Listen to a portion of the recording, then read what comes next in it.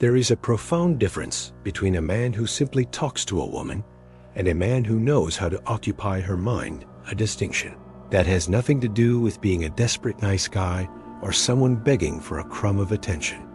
Instead, it is about becoming a strategist, a man who understands the weight of his words and the precise reason he is using them. Most men fail in this arena not because they lack intelligence, but because they speak from a place of hollowness and need, broadcasting a silent, suffocating desire for approval and validation.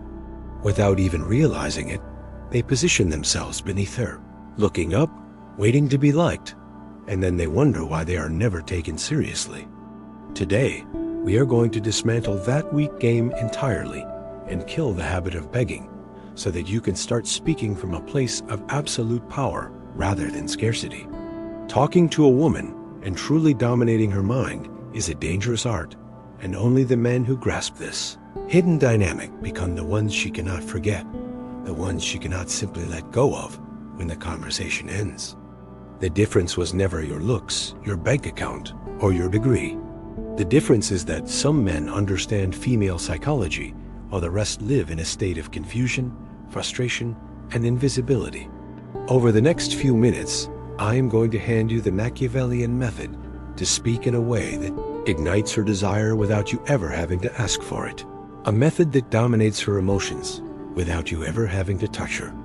It is about making her see you not as a man she can safely ignore, but as a man she feels compelled to obey and crave.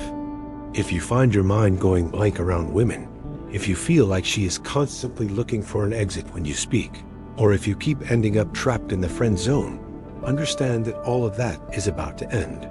But before we go deeper, take a second to like this video, because I am about to reveal secrets that 99% of men are too terrified to use.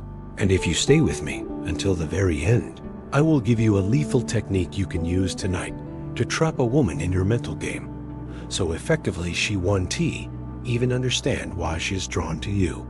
We have to look at why some men dominate while others get ignored. And the truth is that the man who dominates a conversation is simply the man who does not need her approval to breathe. When you speak to a woman, you must realize you are not just exchanging words, you are exchanging power. In those critical first 5 seconds, she isn't really listening to the sentences coming out of your mouth. She is reading your energy like a map. If you are insecure, she feels it in the air. If you are anxious, she sees it in your micro-expressions. And if you are trying to impress her, she knows it instantly. The moment she senses you are fighting for her attention, you have already lost the war. The man who holds true power never begs to be liked. He doesn't try to be the court jester to entertain her. He doesn't perform like a trained animal, and he doesn't constantly scan her face for a reaction. He simply speaks like a man whose own truth is enough, and that self-contained confidence is magnetic. Most men destroy attraction before it even begins, not because they are bad men, but because they talk from a position of submission. Their words, their rising tone, and their nervous energy all scream the same pathetic plea. Please like me. Please find me interesting. Please don't reject me. You have to feel how weak that sounds, because every time a man speaks with that frequency, he is begging for permission to exist in her world. The truth is brutal, but necessary. If you feel you must convince a woman to see your value, you have already placed yourself beneath her, and a man who is beneath her, and a man awaken her desire. Desire does not live in comfort, and women do not fall for men they can fully control. They may like a nice guy, they may appreciate his effort, and they may thank him for his attention, but the dark, consuming desire that keeps her awake at night, thinking about you, does not come from comfort or sympathy. It comes from tension, from curiosity, and from the unsettling feeling that she cannot fully predict your next move. A woman's ego is always scanning for one specific thing. Can I control this man emotionally? If the answer is yes, desire dies instantly. Most men walk into an interaction already defeated, over-complimenting her before she has earned it, agreeing with everything she says to avoid the slightest friction, and laughing at their own nervous jokes in the hopes she will approve. Deep down, she feels that he needs her more than she needs him. And the second she feels full control over your emotions, her attraction shuts off, not because she is cruel, but because her instincts are wired to reject what is easily conquered. A woman cannot crave a man she fully understands, nor can she chase a man she already owns, which is why desire only truly comes alive when she meets a man who is fundamentally different. This is the man who does not filter his words to please her, who moves by his own internal logic rather than her expectations, and who isn't visibly impressed by her beauty. He doesn't need to be rude or act arrogant to prove a point. He simply exists in his own frame, living in a reality where her validation is optional rather than required. This kind of man feels like an anomaly in her world because everyone else is playing by the exact same tired script. They compliment, they chase, and they perform, while he moves with a calm self-possession that confuses her ego. Confusion is the seed of desire because humans are wired to notice what breaks the pattern, and women are no different. A man who doesn't rush to fill the silence, who isn't shaken by her tests, and who seems present but never needy lingers in her mind because he is not like the others. He is predictable to no one, becoming the question she cannot answer, and in that question, desire is born. You must undergo a radical mindset shift and stop being the emotional servant, a trap most men never realize they are in until it is too late. They talk to women like servants rather than men who hold power, with every sentence, text, and action silently screaming, "Please like me, please notice me, please give me attention." The brutal truth is that when you speak like a needy man, you behave like a child, and when you act like a child, she does not see a man. She sees a brother, a friend, a therapist, or an emotional teddy bear. She can vent to, but never desire. Desire simply doesn't live where comfort lives, and if she can predict you, control you, or use you for emotional support, she will never crave you. Most men fall into this trap by listening to all her problems, texting paragraphs, trying to fix her bad day, and chasing validation by being overly kind and agreeable, only to wonder why she never sees them as more than a friend. The answer is simple. She doesn't desire what she already owns. If you give yourself away emotionally and become her safe little comfort zone, she will appreciate you, but she will never chase you. If you want to dominate her mind, you must stop being the man who exists for her approval and become powerful the moment her beauty no longer intimidates you. When her indifference doesn't shake you and her attention is not your reward, you silently communicate a devastatingly attractive message.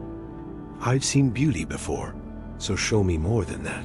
When her coldness doesn't trigger panic, you signal that her emotions don't control your state because you lead yourself.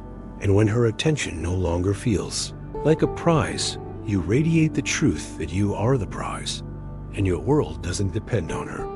This is the Machiavellian mindset, in attraction calm, detached, and in total control of yourself. The moment you stop acting like an emotional servant, something changes in her, and the game flips entirely.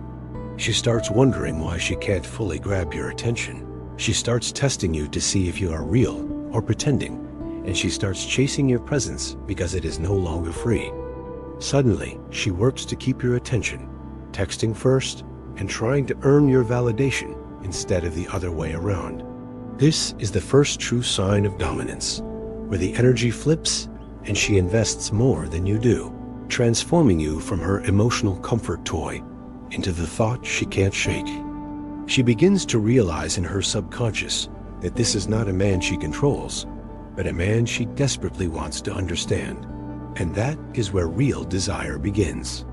The secret is to speak to her ego, not her ears, because when you talk to a woman, you are actually engaging with her ego, which acts like a silent radar, scanning every move you make, every word you say, and every emotion you leak.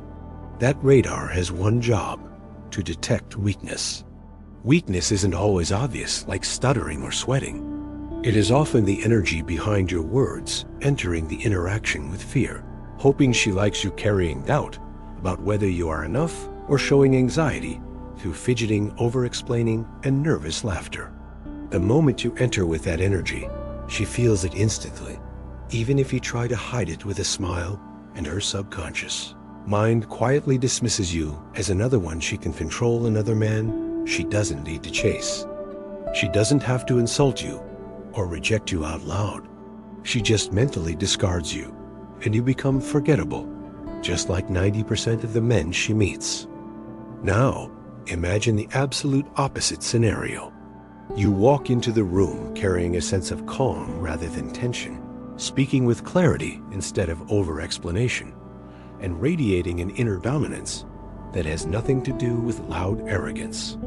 The secret here is that you do this even if you aren't the tallest, richest, or most handsome man in the room, because energy always speaks louder than appearance. When your energy silently communicates that you are enough and that you do not need her validation, she feels something she cannot quite explain, a mix of tension, curiosity, and a magnetic pull toward the confusion you create. Women are not attracted to what they fully understand.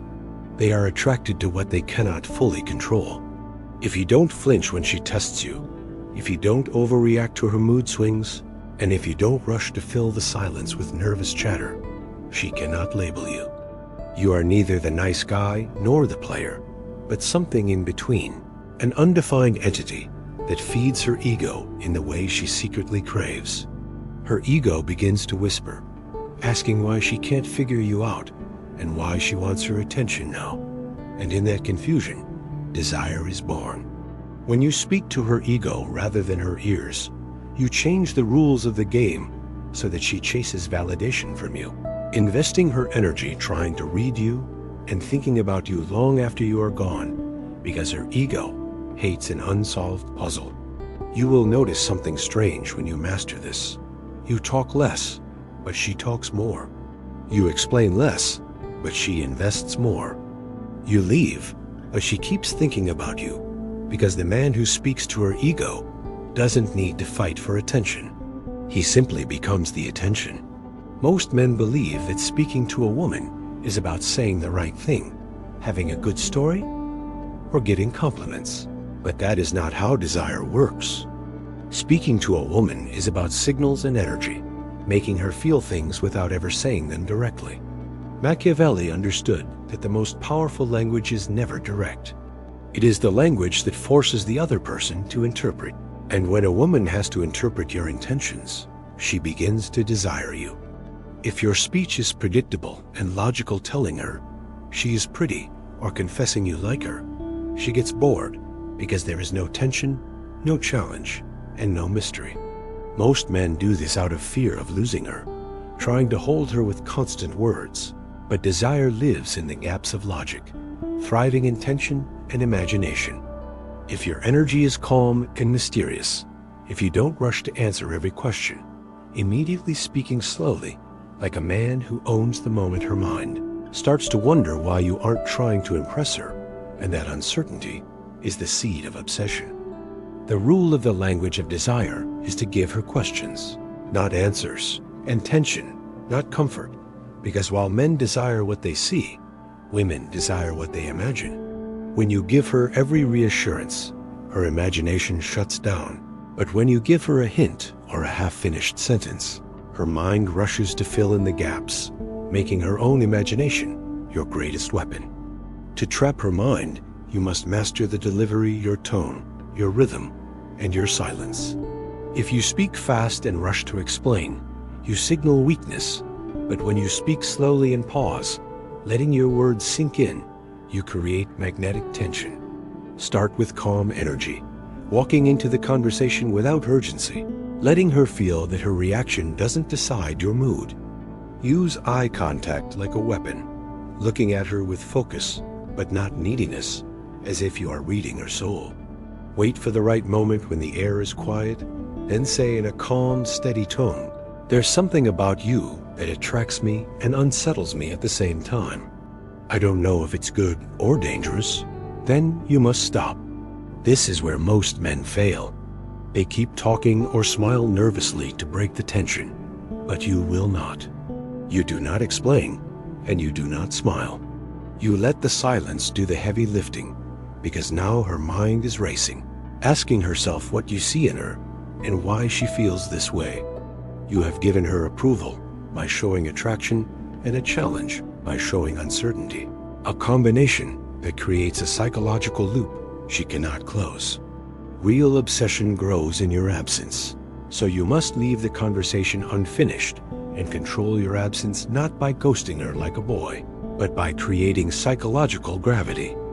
When you go silent after leaving an emotional mark, her thoughts pull you back in, replaying your words and your gaze until the memory becomes stronger than reality. When you finally reappear, you do so with mystery, perhaps dropping a line like, "Heard a song that made me think of you," or "had the strangest dream." Not sure if I should tell you, you are now living in her mind because you gave her a moment she couldn't explain and the space to let it grow. You do not need to beg, perform, or chase. Real influence happens in the silence and the space between words. If you have made it to the end of this video and felt something shift inside you, type the word unstoppable in the comments. Not for me, but for yourself, because it means you are done chasing approval. And if you are ready for the next step, hit subscribe and turn on notifications, because what is coming next will make you unforgettable without saying a single extra word.